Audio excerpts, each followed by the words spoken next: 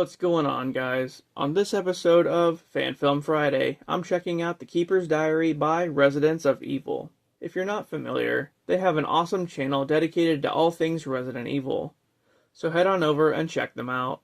And while you're there, don't forget to like and subscribe. And now, on to the film.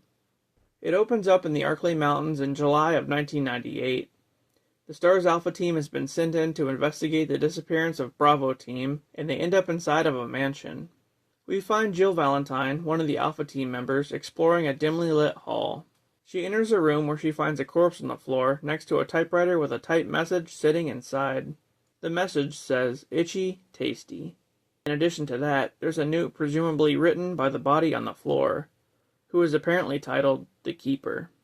We then get a flashback with a voiceover explaining the note. On May 9th, the Keeper was playing poker with two guys from security and one from research. Steve, the researcher, ends up winning the game. The next day, on May 10th, the Keeper gets assigned to look after one of Umbrella's newest experiments, a hunter. Along with Wesker and some others, the Keeper looks on as the hunter devours a pig in a testing area. The day after that, on May 11th, one of the guys from the poker game, Scott, comes knocking on the Keeper's door early in the morning wearing a hazmat suit. He tells the Keeper that there's been an accident in the underground lab. On May 12th, the Keeper starts to feel itchy all over. As he goes to do his daily task and tend to the dogs, they act really strange around him, like something is off. The next day, on the 13th, the Keeper's condition is getting worse and his back is swollen, so he decides to go to the infirmary. There, the doctor tells him to take some medication, which is a well-placed Easter egg to some medicine from the games. On the 14th, he wakes up with a large blister on his foot. He goes to check on the dogs, and some of them have escaped from the kennel. Later that night, the Keeper wakes up to two soldiers in the hallway who are dispatching some zombies, leading us to believe that that's the fate of the Keeper as well.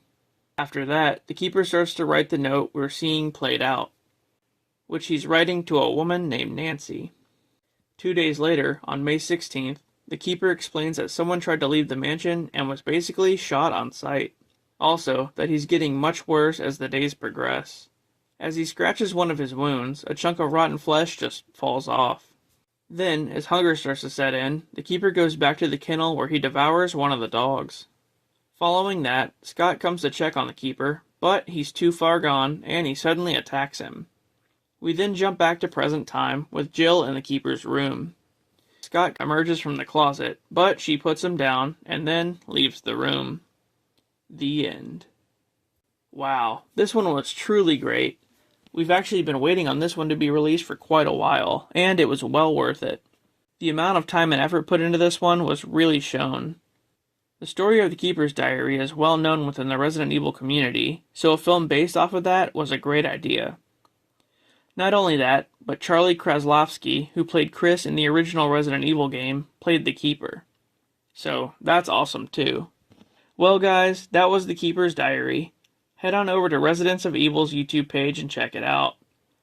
And that does it for this episode of Fan Film Friday. If you enjoyed the content, please don't forget to like and subscribe for more. And with that, I'll see you on the next one.